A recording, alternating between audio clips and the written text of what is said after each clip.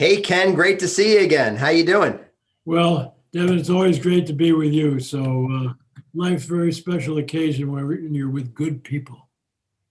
Yes, indeed. I'm just grateful that you're back with us for a third time on the live cast. I know it has been a challenging year, and there's a lot of people right now that can stand to be around great people. And so, thank you for taking time to be here again today. Well, my pleasure. Awesome.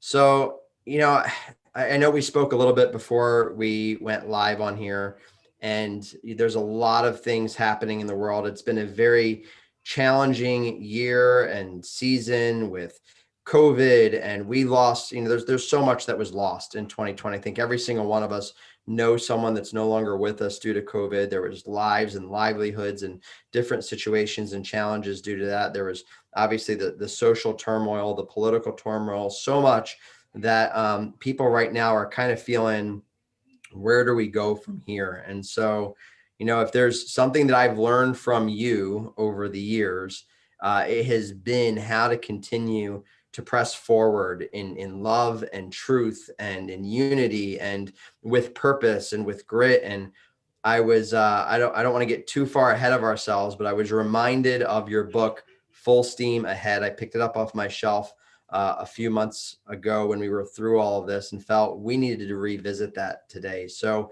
if you would share kind of where your heart and your mind are right now in this season of time and what you feel people need to hear for us to be able to move forward in 2021 with the purpose that we're created for. Well, Devin, I always really feel that people need to learn from the past. And so I ask a lot of people, what's the silver lining that might have come out of this whole like, pandemic and the whole COVID thing? And I think one of the silver linings is that families have got a chance to spend more time together. Now, in some cases, it caused them to break apart, but in many cases, it just created an opportunity for people, parents, to really get to know their kids and the kids to get to know them and all. And so you just got to look always for where are the silver linings, because if you focus on just went wrong, we got to pray and feel badly for those who have had losses and all, and wrap our arms around them when we see them. But you need to learn from the past, but not live there. And then you need to plan for the future, Devin. But I don't think you should live there. What you need to do is the precious present. And I remember when I first met Spencer Johnson, who was my co-author and the Woman and Manager, he had come out with a book called The Precious Present, about a little kid who saw this old guy who was very happy. And he said, how can somebody be happy like you? And the old man says, what you need to do is find the precious present, And so the kid went off and he's looking for this present and all this. And finally, after a while, he realizes that the precious present is right now. And I think that's really true. And how do you move forward? And in terms of full steam ahead, it really said that you want to go full steam ahead in your organization or personally.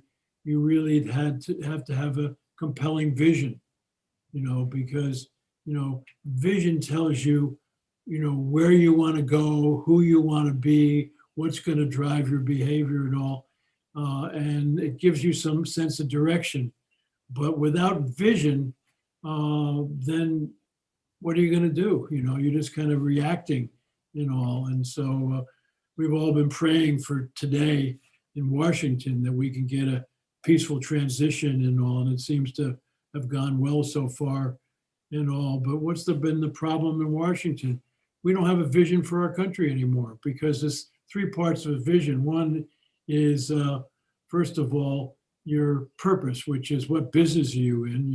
I don't think we know what business we're in anymore. The second is the picture of the future. If you do a really good job, what will happen?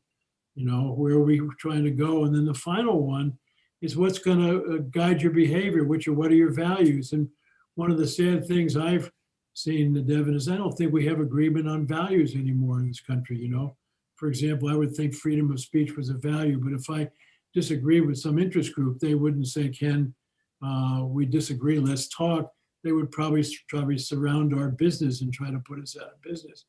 And so we need to really get back and determine what is our vision, what business are we in, what are we trying to accomplish, and where are we kind of going. And I hope that that's one of the agendas that can go on as we move forward. And that's the same way with you as a person, because before you can work on a vision for your organization, what's your vision? What business are you in?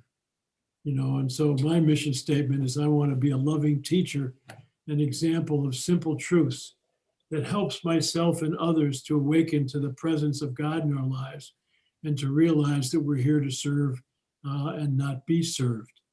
Now, that's my mission statement. It doesn't have to be yours. You have to decide essentially who you want to be in the world. And then when it comes to a picture of the future, is I wrote my own obituary.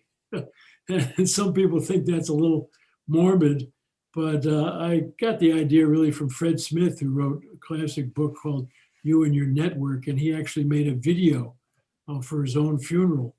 And so not only did I write my own obituary, but I have made a video for my own funeral that I need to remake because that was about 10, 15 years ago. But it'd be really interesting for you to think about that. And what's that Billy Graham quote that you were sharing with me? Share that, because I think that's a wonderful one about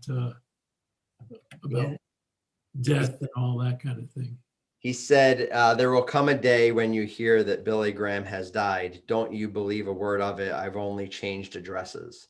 And, it really is and I felt that way. People said, have you been afraid because of the COVID? No, I said, because if I die, I'm going to go to heaven, and that's going to be a pretty good deal. I'm kind of excited to see what it's all about and all. But if I stay here, there's things that I can do and all. And, one of the things I ask people all the time, Davin, would you like to make the world a better place for your having been here? And I said, raise your hands. And people they all raise their hands and all. And then I'll say to them, what's your plan? How do you intend to do that?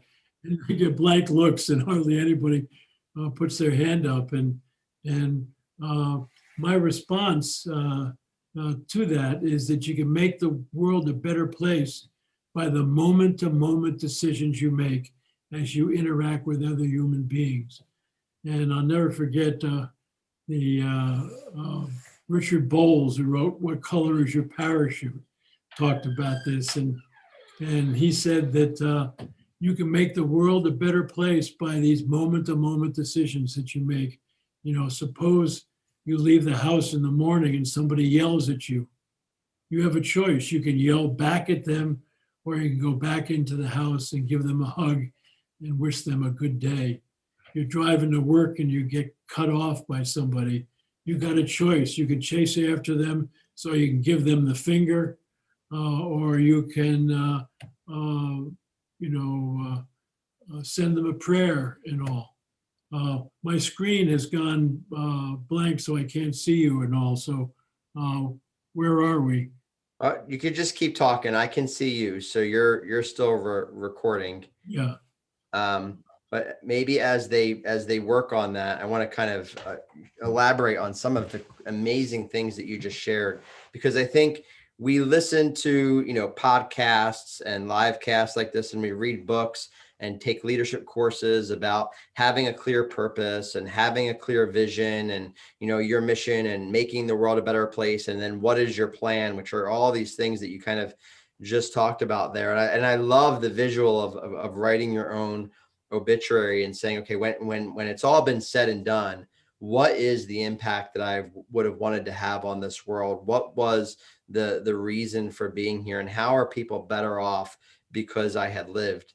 I think what is challenging for so many people in this season of time, especially those listening to this right now, are probably saying, Davin, Ken, that sounds great, but this is a different season. You don't understand. I've lost, my spouse or my parents, or, I just barely survived COVID, or I've lost my job or my livelihood. And, just because it's a new year, I think we all felt that we couldn't wait for 21. And I don't want to dismiss 2020, because there was a lot of good things that did come out of 2020, despite all of the tragic loss and turmoil and everything that, we've read about and seen and experienced.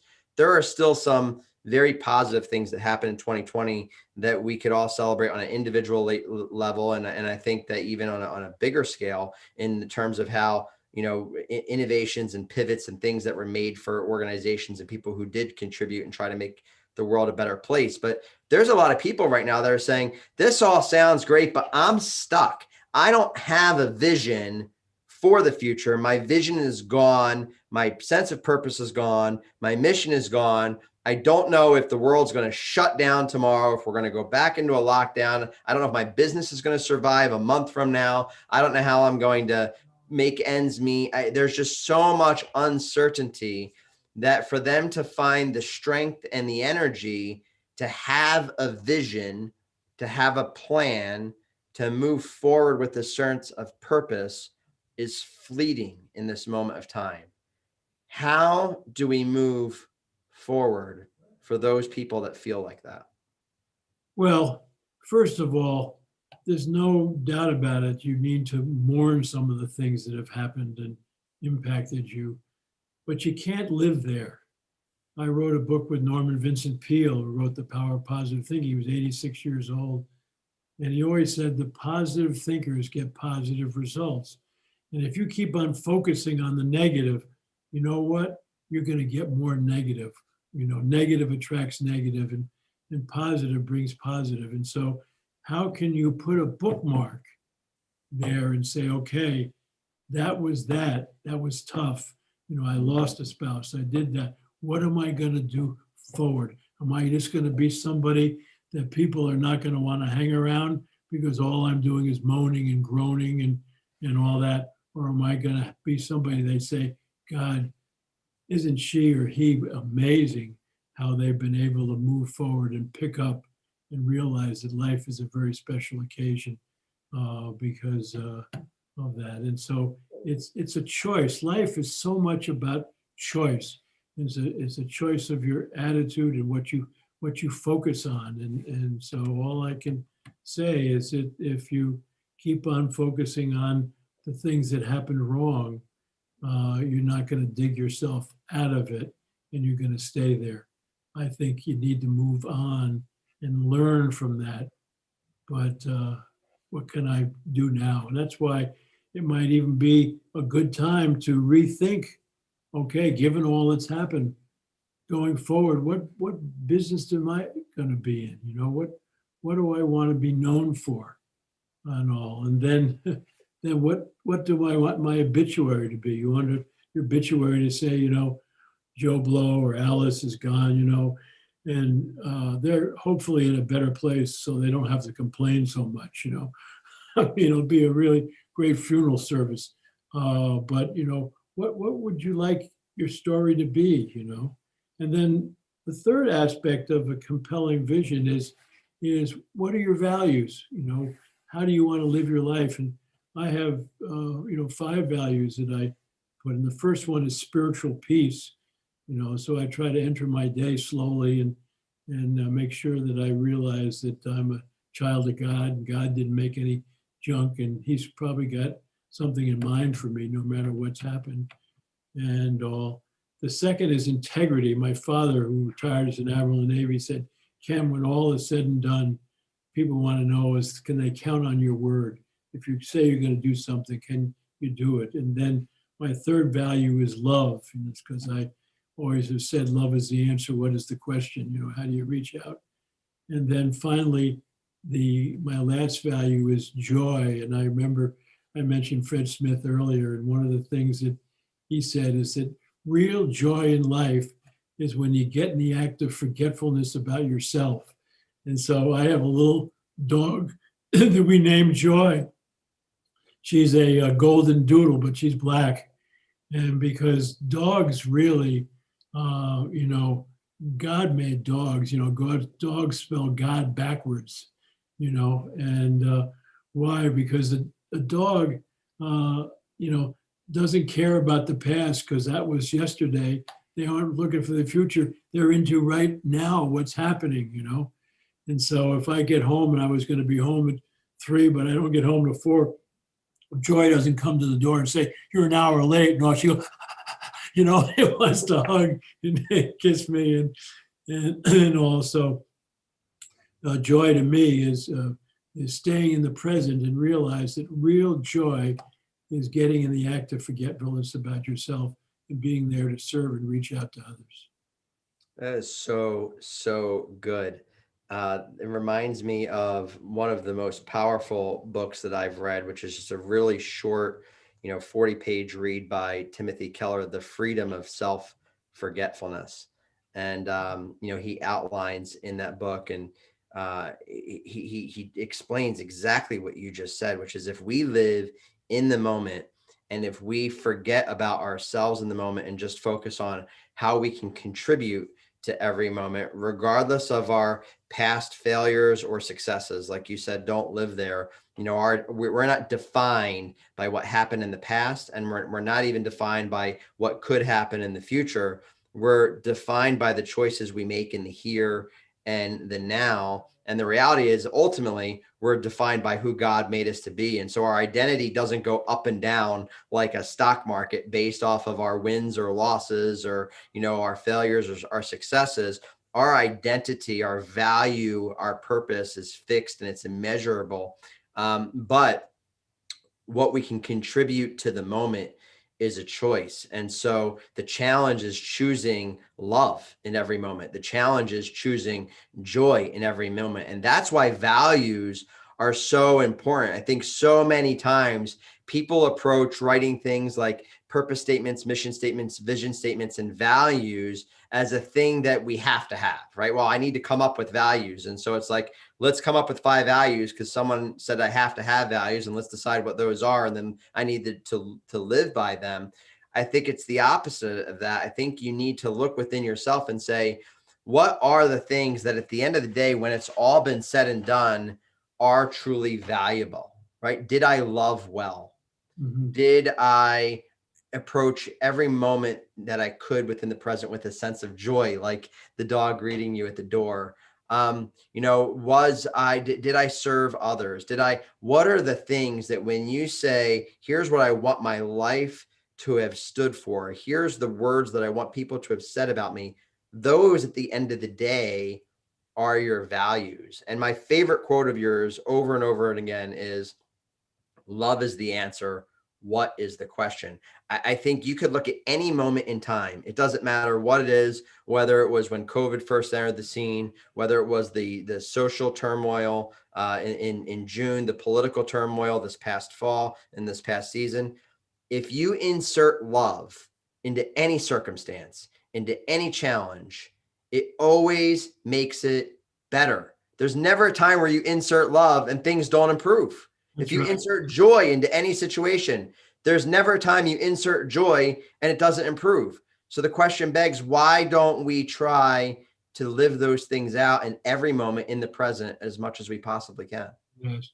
And one of the things that's so important is to live like that is, what are your habits, And one of the things when I worked with Norman Vincent Peale, we were argued that we have 2 selves, Davin, and I think I've shared this with you before, but we have an external task-oriented self that's used to doing things done. Then we have a thoughtful, reflective self. Now, which of those 2 selves wakes up quicker in the morning? The alarm clock goes off, and what a terrible term, alarm. I mean, John Ortberg says, why isn't it the possibility clock? Or it's going to be a great day. But it goes off and boom, you jump into your task-oriented self and you're trying to eat while you're dressing, and then you jump in your car and you're on the phone and all, and you're at work and you're doing this, and all this kind of thing. And you get home and you fall into bed and don't have any energy even to say goodnight to anybody who might be lying against you. And then you get up the next day. And a lot of people have been caught in a rat race. And one of the positive silver linings of the COVID is it's been hard to get caught in a rat race because you can't leap out of bed and take off, you know. You leap out of bed and you're in your house. You leave, and then you're in your house, and then, and then you're with your family, and so I think it slowed us down. But what we need to do is wake up our thoughtful, reflective self. And so one of the things I like to do in the morning is sit quietly and think about my mission statement, even read my obituary, my values, and all, and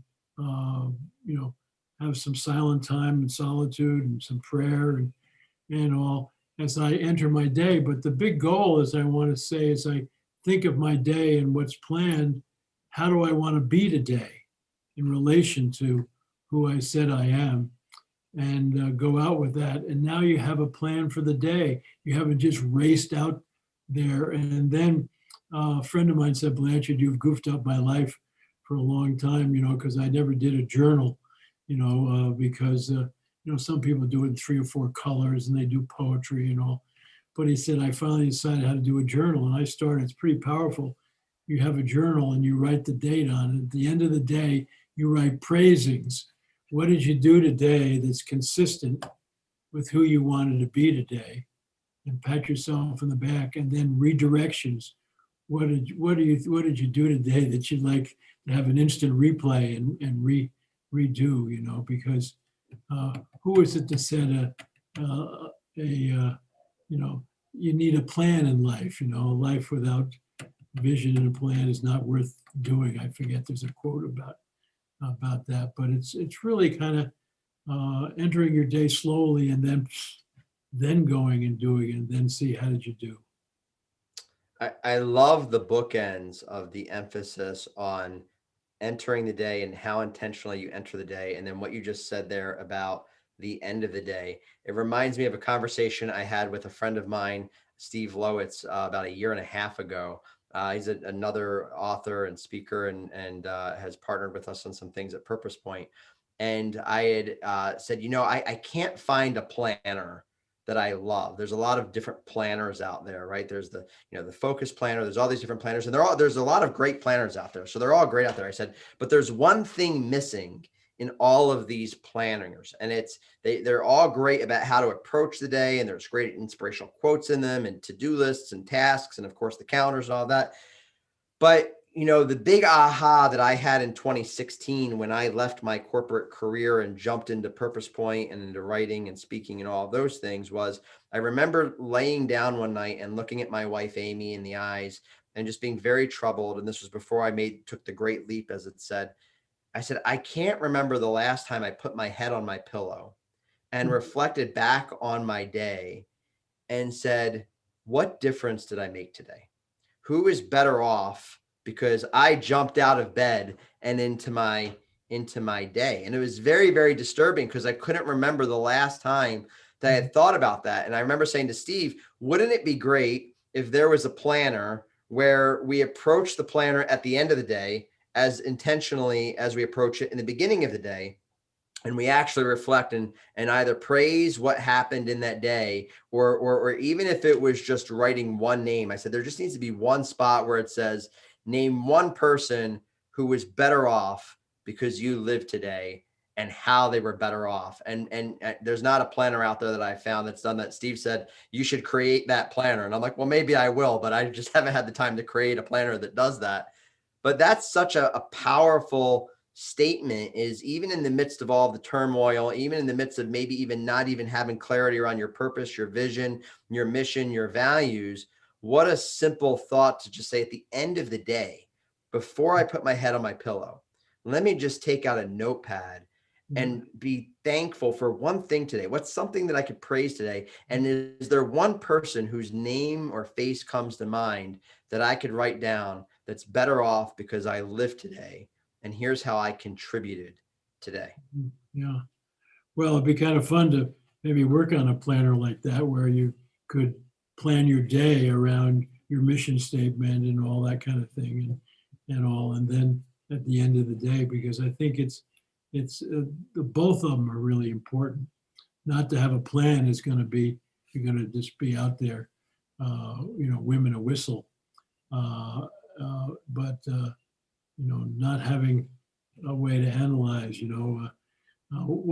one of the things that old buddy of mine, Rick Tate, has said for years, feedback is the breakfast of champions, and we need to have a mechanism where we can give ourselves feedback. How well have we done in that, and so, in terms of your organization, do you need a vision? Absolutely. As you know, Devin, I talk a lot about servant leadership. And when I first introduce that to people, they think I'm talking about the inmates running the prison or trying to please everybody, but they don't realize that there's two aspects of servant leadership. And the first one is vision, direction, values and goals, and that's the responsibility of the hierarchy. Doesn't mean you don't involve people in it, but it's your job to make sure that people know, what business you're in, what your picture of the future is, what your values, and then what your goals are. And that's one of the things that we need in this country, because without vision and direction and all, leadership doesn't occur and all. And that's the leadership part of servant leadership. And once that's done, now you end up turning the pyramid upside down, and now you're working for the people. And you imagine if Biden really got it, and I got this paper, I wrote about it, and I got some people trying to get it to him about a leadership vision for America, which starts with, we need values again. I mean, a vision again. We don't have a vision for this country anymore, and goes through the whole thing, ending up with servant leadership. But if we really were clear and we could get agreement between the houses and between the parties and all, what our vision is, and then we could turn it upside down and say, okay, how are we going to implement this?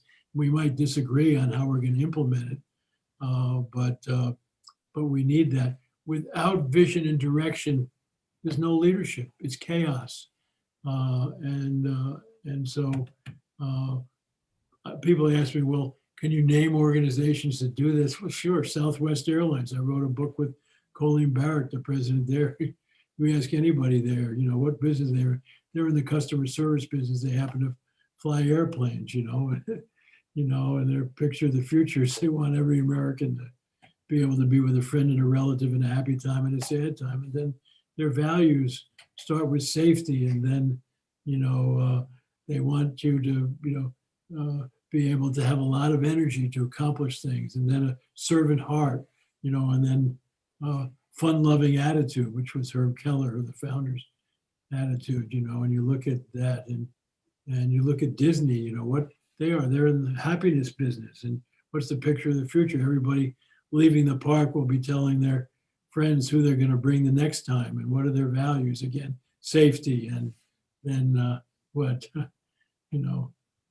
courtesy, then the show, and then efficiency. Everybody knows that. And so you just need it. Without vision, there is no leadership, and it's chaos. That is so powerful, Ken. And the imagery, I got chills as you were talking about the country, because I thought, what a simple concept. And it applies organizationally, and it applies individually. When you think about America and the things that give us, pride and joy of what this country, stands for. You think of things like, land of the free, home of the brave. And so it's like, well, what does the country stand for? The idea of America was this idea of fighting for freedom, and, the bravery of the people who are willing to give their lives for that freedom, because what it represented. So in essence, you could almost say that, the values of America in the beginning were freedom and bravery, based off of kind of that statement. But there was clarity around that. What brought the country together, the reason that America exists, is there was this unification, there was this vision of this land of freedom, and this alignment of what everybody wanted. And more importantly, what that could do for the world, because that wasn't a widely, accepted concept in the world at this time, this idea of a free, autonomous country. And so the idea of, well, we could create this country, and we're willing to die for this vision. But here's the impact that could have on the lives of those who live here, but then the impact that this country could have on the world. And you think about all the impact that America in general has had on the world, from almost everything that's really been created. And I don't mean this for us to sound, like we're better than any other country or any other background or whatever, but you think about, the invention of the car and the computer and the internet and the phone and electricity. And I mean, it's like almost everything that the world enjoys today came from some sort of invention over the last century or so, that was out of this ideology that was once this United States of America, around a Yeah. united set of values and a vision of Yeah. who we can be. And we've lost that. That's And a right. lot of, Yeah. go ahead. And I got a chance to talk to the National Policy Council a year and a half or so ago, and there were mainly all the Christian Republicans, and I started off by saying, where is Jesus here, Mm, And then I said, here you are in a pissing contest with your other party, and what you need to do is establish a vision, because what does it say in the Bible? People without vision, what happens? You all know the Bible, and they all shouted out, they perish. They're uncontrolled. And so if you could come up with a draft of a vision, then go to the Democrats and say, here's our best shot.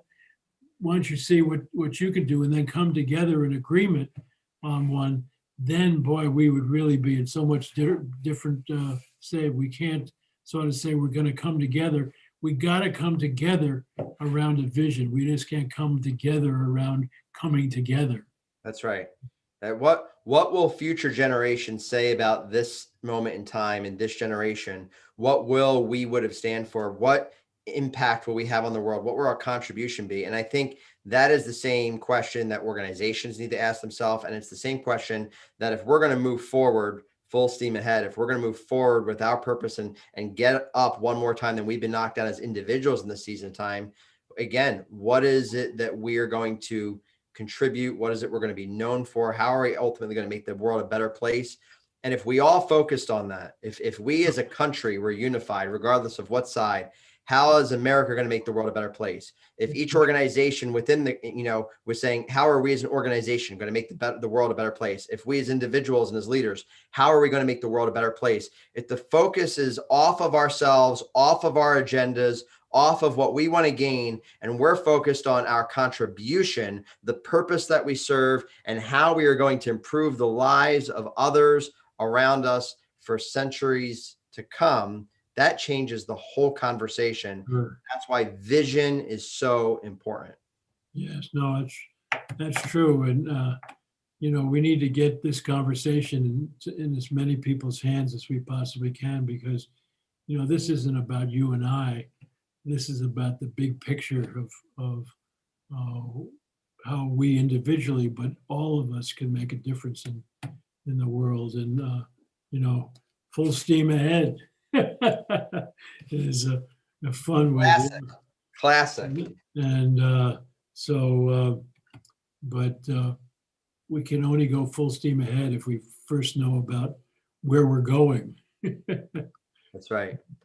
That's right. And knowing where we're going and what we want to contribute has everything to do with loving well, as you always say, taking our eyes off of ourselves and focusing them on others. I constantly say that the greatest measure of purpose is who we help others become. And that really is the ultimate role of a leader is what are we leading others to? What's the vision we're leading to? And who are we helping them become in the process? Right. And I just want to take a moment, and every opportunity that I can, since this is our third time together on here, and just thank you for the vision that you have just led so well in the call to action to love others and love others well, and to lead others as Jesus does, just as your book Lead Like Jesus says, and to serve others through your concept of servant leadership. If we take these things and not just talk about them, if we actually live them out, if we love well, if we serve others well, if we lead others well, we really have an opportunity to turn this entire ship around. That is not just our country, but life right now. For sure. And I'm just grateful for how much you have contributed over the decades through all of your works, through our time together, who you've helped shape me and so many others who are listening to this, how you've shaped them. Thank you just for continuing to embody all of these things that we've talked about. Well, I want to thank you too, because it's you younger folks, I just celebrated recently the 60th anniversary of my 21st birthday. But for you to have this whole organization around purpose, I think is so important, and your voice out there to take the message. And so I'm just pleased that it's going to keep on keeping on through people like you and Patrick Lencioni and, Brene Brown and Simon Sinek and folks like that. And I'm just so proud to be a part of that. But I want to cheer you all on because you're going to have the energy going forward. So bless you, Davin, and all the work you're doing. I so very much appreciate that, Ken, and such great thought leaders and authors that you mentioned there. And I remember, you had sent me a message because I'd shared and recognized those individuals in the gratitude section of my book, and you had sent me a message, and you said, "Wow, all of these people, I don't want to be mentioned above them. I'm just be grateful to be mentioned with them." And it's just the heart again that you've just continued to focus on not being better than others, but just contributing. And I think that if there's something we all need to do, it's asking how we're contributing to the season of time. I'm just grateful to be able to contribute like they have, like you have. It's always an honor and a privilege to spend time with you.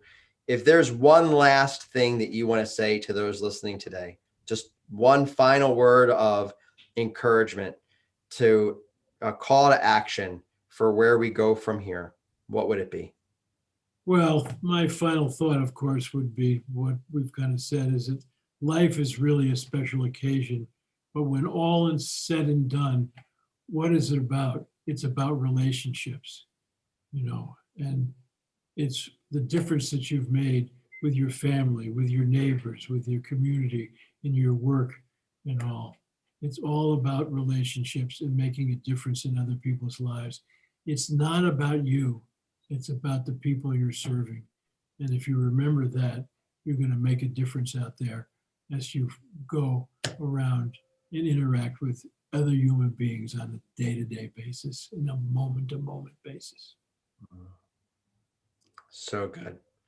Ken, thank you so much, as always, for your time, for your heart, for your leadership, for your contribution to each of us. So grateful for you.